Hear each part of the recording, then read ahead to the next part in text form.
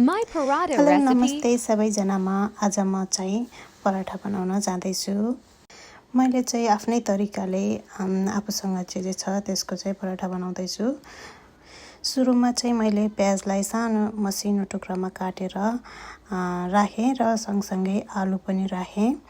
त्यसपछि मसँग यो ब्रोकौली चाहिँ बचेको थियो, त्यो पनि राखेँ र सबै आफूसँग जे मसला छ त्यो सबै एड गरेँ। मैले चाहिँ भयोभरको सबै मसला थोरै धेरै हैन थोरै राखेँ र सबै कुरालाई रेडी पारेर पिठोहरू सबै रेडी पारेर अब पराठा सुरु गरेँ बनाउन। मैले चाहिँ यसरी बेलेर अनि त्यसपछि आफूले बनाएको आलु सबै प्याजहरू मिक्स गरेको ब्याटरलाई चाहिँ एक ठाउँमा राखेर मैले यसरी बनाएँ। मलाई यसरी नै आउँछ, मैले यसरी नै बनाएँ। यसै गरेर मैले चाहिँ बनाउँदै गएँ।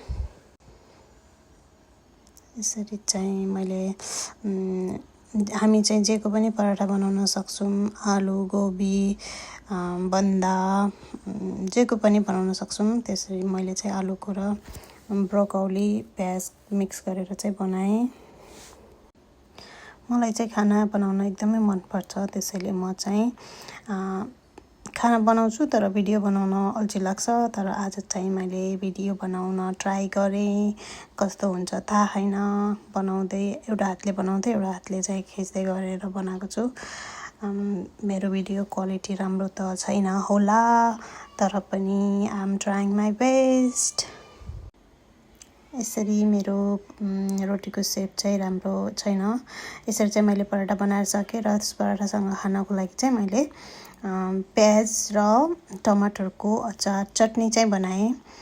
यसरी चाहिँ मसलाहरू अलिअलि राखेर प्याज र टमाटरको सिम्पल अचार टाइपको बनाएर मैले चाहिँ पराठासँग खाएँ। यसरी नै मैले आजको दिन बिताएँ। Thank you so much everyone.